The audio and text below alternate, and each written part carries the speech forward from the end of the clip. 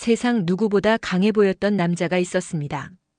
회사에서는 칼처럼 정확했고 또래들 사이에서는 누구나 인정하는 능력자였죠. 그의 이름은 이지혁.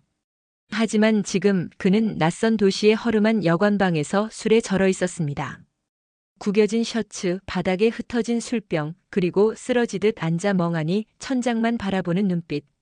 그토록 자신만만하게 나는 결혼할 생각 없어라고 선언하던 그였지만 결국 사랑 없는 계약 결혼마저 파국으로 끝나버렸습니다. 구겨져 바닥에 내던져진 예복은 더 이상 그에게 아무 의미도 없었습니다. 초라하게 살진 않겠다. 스스로에게 수십 번 다짐했던 말은 이제 빈 껍데기처럼 공허하게 흩어지고 있었습니다. 굶주린 배를 움켜쥔 채 하루 종일 거리를 떠돌던 지역. 그의 주머니에는 단 하나의 종이가 있었습니다. 바로 친구 박성재가 건넨 수표 한 장. 겉으로는 배려일지 모릅니다. 하지만 지역에겐 모욕처럼 다가왔습니다. 내가 내 동정까지 받아야 할 만큼 초라하다고. 그는 수표를 구겨 찢으려 했지만 떨리는 손끝이 말을 듣지 않았습니다. 돈 없이는 살아갈 수 없는 현실. 그는 결국 그 수표를 다시 주머니에 넣을 수밖에 없었습니다. 초라하지 않겠다 발버둥쳤는데 결국 이 꼴이구나. 술에 취한 목소리는 더 이상 강했던 그의 것이 아니었습니다. 한편 집안은 무겁게 가라앉아 있었습니다. 식탁 위에는 아무도 손대지 않은 국그릇만 식어갔습니다. 김다정은 휴대폰을 손에 쥔 채 전화를 걸고 또 걸었습니다. 제발 받아라 제발. 그러나 신호만 이어질 뿐 대답은 없었습니다. 단 한 번이라도 아들의 이름이 화면에 뜨면 숨을 쉴 수 있었지만 대답 없는 침묵은 그녀의 불안을 더욱 조여왔습니다. 이상철은 현관을 나섰다가 금세 돌아오기를 반복했습니다. 어디로 가야 할지 알 수 없는 발걸음. 돌아오면 아내의 눈빛이 마주했고 그 속에는 연민과 절망이 뒤섞여 있었습니다. 그는 낡은 이력서를 꺼내 펼쳐보았습니다. 33년을 바친 회사 경력은 고작 숫자와 연도로만 남아있었고 그것으로는 더 이상 스스로를 증명하지 못했습니다. 아이들 결혼할 때까지는 일하겠다. 늘 그렇게 말했지만 지금은 허세처럼만 들렸습니다. 한쪽에서 이수빈은 오빠가 사준 신발 상자를 열었습니다. 발에는 맞지 않았지만 버리지 못한 채 손끝으로 쓰다듬었습니다. 오빠의 선택은 틀리지 않았어. 나도 이런 삶이 지긋지긋했으니까. 장남인 오빠는 오죽했겠어. 그러나 그 말은 끝내 입 밖으로 꺼내지 못했습니다.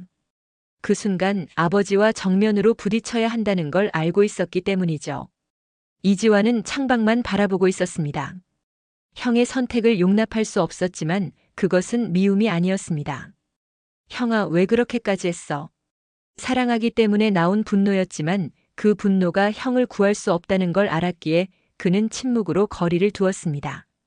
밤이 깊어가자 다정은 다시 메시지를 남겼습니다. 때가 되면 돌아올 거지. 잠시 후 도착한 답장은 단 한 글자. 네.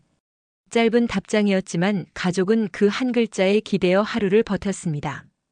늦은 밤 카페. 지은호는 홀로 테이블 위 컵을 정리하고 있었습니다. 그 앞에 나타난 사람은 성재였습니다. 은호 후배, 우리 이제 선배라고 불러줄 수 없을까? 꽤 오래 알았잖아. 본부장의 딱딱한 말투가 아닌 부드럽고 솔직한 목소리. 은호는 순간 당황했지만 애써 웃으며 대답했습니다. 그럼 선배라고 부를게요. 성재는 은호가 웃는 얼굴에 시선을 빼앗겼습니다.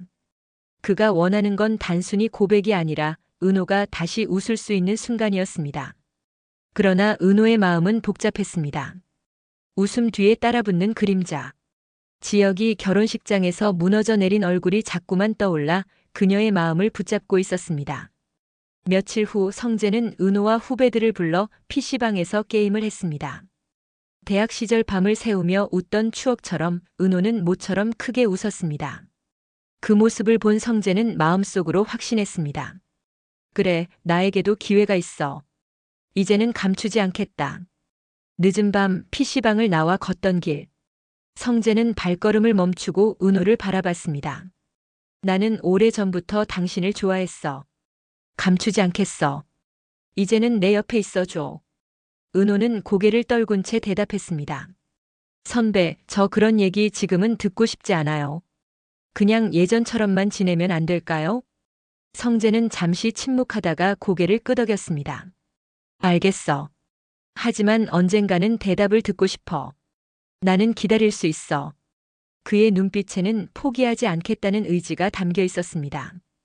그 무렵 지역은 공사장을 전전하며 철근을 나르고 시멘트 자루를 짊어졌습니다. 하루 벌어 하루 먹는 삶은 그를 더 초라하게 만들었습니다. 노숙자들과 신문지를 덮고 누운 밤, 그는 별빛 대신 잿빛 구름을 바라보며 중얼거렸습니다. 내가 선택한 길의 끝이 이거였구나. 초라하지 않겠다던 내가 결국 이렇게 무너지는구나. 다음 날 그는 술에 취한 채 다리 난간에 올라섰습니다. 강물은 검게 요동쳤고 바람은 뛰어내리라 속삭였습니다. 난 아직 끝낼 수 없어. 반드시 다시 올라가야 해. 아버지, 내가 진짜 어떤 사람인지 보여주고 말 거야. 그러나 그의 웃음은 씁쓸했고 눈빛은 더 깊은 어둠 속으로 빠져들었습니다. 그리고 마침내 세 사람의 길은 한 지점에서 부딪혔습니다. 늦은 밤 은호의 카페. 영업을 마치고 불을 끄려던 순간 문이 벌컥 열리며 지역이 들어섰습니다. 술 냄새가 잔뜩 배어 있었고 헝클어진 머리에 구겨진 셔츠. 지역 선배. 은호가 놀라 말을 잇지 못했을 때 뒤에서 카페 문을 밀고 들어온 또 한 사람. 성재였습니다. 두 사람의 눈빛이 허공에서 날카롭게 부딪혔습니다. 성재가 먼저 말했습니다. 지역아, 너 이 시간에 이 꼴로 여길 왜 왔냐? 지역은 비틀거리며 비웃었습니다. 왜 오냐고? 여긴 내 후배가 있는 곳이니까. 내가 뭔데 따져? 은호가 다급히 막으려 했습니다. 선배, 그만하세요. 술 많이 드신 것 같아요. 집에 가서 쉬세요. 하지만 지역은 오히려 목소리를 높였습니다. 은호야, 너 왜 이렇게 쉽게 웃어? 너한텐 내가 아무 의미 없었냐? 내가 그렇게 쉽게 잊혀질 사람이야? 성재가 앞으로 나섰습니다. 은호 후배 괴롭히지 마. 내 감정 정리도 못하면서 왜 이렇게 이기적으로 구는 거야? 지역의 눈빛이 번쩍였습니다. 이기적? 그래, 난 이기적이다. 하지만 내가 건넨 그 수표 그게 더 치욕적이었어. 성재는 단호히 대꾸했습니다. 나는 널 동정한 게 아니야. 널 친구라고 생각했으니까 도와준 거다. 하지만 넌 스스로 무너졌어. 내가 선택한 거잖아. 지역의 주먹이 움켜쥐어졌습니다. 은호가 떨리는 목소리로 외쳤습니다. 그만하세요. 두 분 다 제발 이러지 마세요. 잠시의 정적. 지역은 은호를 바라보며 비틀거리며 속삭였습니다. 넌 내 후배잖아. 나랑 있어야 하는 거 아니야? 성재가 단호히 끊었습니다. 아니, 은호는 내 그림자가 아니야. 붙잡을수록 내가 더 초라해질 뿐이야. 지역의 눈빛이 흔들렸고 잠시 후 비웃듯 고개를 돌리며 카페 밖으로 나가버렸습니다. 남겨진 은호와 성재 사이에는 깊은 긴장감만 남았습니다. 이것은 단순한 다툼이 아니었습니다. 사랑과 우정, 자존심과 상처가 충돌하는 첫 순간이었고 앞으로 더 큰 파국을 예고하는 장면이었습니다. 무너져 내리는 지역.